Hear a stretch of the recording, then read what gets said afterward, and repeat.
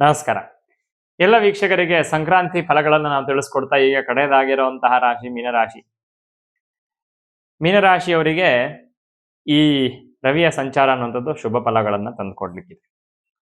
ಏಕಾದಶದಲ್ಲಿ ಶುಭ ಫಲಗಳು ಅಂತ ನಾನು ಹೇಳುವಂತ ರೀತಿಯಲ್ಲಿ ಏಕಾದಶದಲ್ಲಿ ರವಿಯ ಸಂಚಾರ ಆಗುವಂಥದ್ದು, ಹಾಗಾಗಿ ಶತ್ರು ನಾಶ ಆಗುವಂಥದ್ದು, ಮಾಡುವಂತ ಕೆಲಸ ಕಾರ್ಯದಲ್ಲಿ ಅಭಿವೃದ್ಧಿಯನ್ನ, ಮತ್ತೆ ಉತ್ತರೋತ್ತರ ಇದ್ದಂತ ಏನೋ ನೋಡಿ ಮೀನರಾಶಿಯವರಿಗೆ ಸಾಕಷ್ಟು ಸಮಸ್ಯೆಗಳನ್ನ ಎಲ್ಲ ಕಡೆ ಸಮಸ್ಯೆಗಳೇ ಹೇಳಿರುವಂಥದ್ದು. ಆದ್ರೆ ಈ ಸಂಕ್ರಾಂತಿ ಫಲಗಳಲ್ಲಿ ಶುಭ ಫಲಗಳನ್ನು ನಿರೀಕ್ಷಣೆಯನ್ನ ಖಂಡಿತ ಮಾಡಬಹುದಾಗಿದೆ.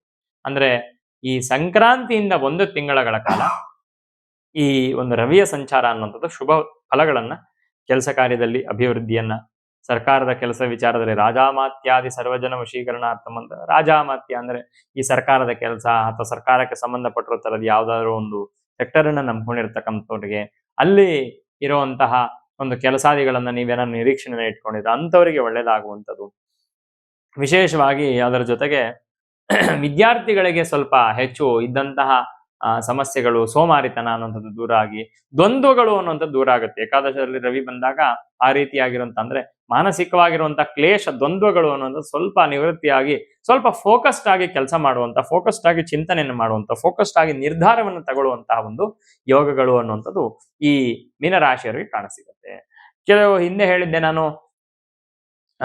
2 ತಲೆಗಳಿರುವಂತಹ ಮೀನ ಅಂತ. ಅದು ಸ್ವಲ್ಪ ಜನ ಹೇಳಿದ್ರು, ಅಂದ್ರೆ ಅದು 2 ಮೀನಗಳು ಅಂತ. ಹೌದು, ನಾನು ಅದೇ ಅರ್ಥದಲ್ಲಿ ಹೇಳಿದ್ದು. ಅಂದ್ರೆ ಸ್ವಲ್ಪ ದ್ವಂದ್ವ ಸ್ವಭಾವದವರು ಇರ್ತಾರೆ. ಉಭಯ ತತ್ವದ ರಾಶಿ ಮೀನರಾಶಿ, ದ್ವಿಸ್ವಭಾವ ಅಂತ ಕೂಡ ಕರಿತೀವಿ. ಹಾಗಾಗಿ ಸ್ವಲ್ಪ 2 ಮನಸ್ಸು, ಯಾವಾಗ್ಲೂ ಅವರು 2 ಚಿಂತನೆ, ಬಯಾಸ್ಡ್ ಪೀಪಲ್ ಮೀನರಾಶಿಯವರು. ಹಾಗಾಗಿ ಆ ಬಯಾಸ್ಡ್ ಪೀಪಲ್ಗೆ ಸ್ವಲ್ಪ ಮಟ್ಟಿಗೆ ಅದು ಒಂದು ವರದಾನವೂ ಹೌದು, ಒಂದಷ್ಟು ಶಾಪವೂ ಹೌದು. ಹೇಗೆ ಅಂತಂದ್ರೆ ಒಳ್ಳೆ ಕೆಲಸ ಮಾಡ್ಬೇಕಾದ್ರೂ ಅವ್ರು ಬಯಾಸ್ಡ್ ಆಗ್ಬಿಡ್ತಾರೆ, ಒಳ್ಳೆ ನಿರ್ಧಾರವನ್ನ ತಗೋಬೇಕಾದ್ರೂ ಕೂಡ ದ್ವಂದ್ವ ಕಾಡುತ್ತೆ. ಮತ್ತೆ ಸಮಸ್ಯೆ, ಸಹಜವಾಗಿ ಸಮಸ್ಯೆಯನ್ನ ಎದುರಿಸ್ಬೇಕಾದ್ರೆ ದ್ವಂದ್ವ ಬಂತು, ಸಮಸ್ಯೆಗೆ ಹೋಗ್ಲಿಕ್ಕೆ ಮುಂಚೆ ಅಂತಂದ್ರೆ ಅದು ಒಳ್ಳೇದಾಗತ್ತೆ. ಆ ನಿಟ್ಟಿನಲ್ಲಿ ದ್ವಂದ್ವ ಮನಸ್ಥಿತಿ ಅನ್ನೋಂಥದ್ದು ಸ್ವಲ್ಪ ಮಟ್ಟಿಗೆ ಅವಾಯ್ಡ್ ಆಗತ್ತೆ ಈ ತಿಂಗಳು ಅಂತ ತಿಳ್ಕೊಬಹುದು. ಇನ್ನು ಏಕಾದಶ ಸ್ಥಾನದಲ್ಲಿ ಎಲ್ಲಾ ಗ್ರಹರು ಶುಭ ಫಲಗಳನ್ನೇ ತಂದು ಕೊಡ್ತಾರೆ. ಏಕಾದಶ ಸ್ಥಾನ ಅನ್ನೋಂಥದ್ದು ಜ್ಯೋತಿಷ್ಯದಲ್ಲಿ ತುಂಬಾ ವಿಶೇಷವಾಗಿರುವಂತ ಸ್ಥಾನ. ಆ ಏಕಾದಶ ಸ್ಥಾನದಲ್ಲಿ ಯಾರು ಅಶುಭ ಫಲಗಳನ್ನ ಕೊಡಲ್ಲ ಅಂತ ಹೇಳುವಂತ ರೀತಿಯಲ್ಲಿ ರವಿ ಒಳ್ಳೆ ಆತ್ಮಸ್ಥೈರ್ಯತೆಯನ್ನ ಕೊಡ್ತಾನೆ, ಕುಟುಂಬದಲ್ಲಿ ಒಳ್ಳೆ ಆರೋಗ್ಯವನ್ನ ಕೊಡ್ತಾನೆ. ಅದೇ ರೀತಿ ಫೋಕಸ್ಡ್ ಆಗಿರುವಂತಹ ಒಳ್ಳೆ ಒಂದು ಧೈರ್ಯವನ್ನ, ಇರುವಂತಹ ಒಂದು ಬಯಾಸ್ಡ್ ಆಗಿರುವಂತಹ ಚಿಂತನೆಯ ದ್ವಂದ್ವ ಸ್ವಭಾವಗಳನ್ನೆಲ್ಲ ನಿವೃತ್ತಿ ಮಾಡಿ ಒಳ್ಳೆ ಸೌಮನಸ್ಯವನ್ನ ಕೊಡ್ತಾನೆ.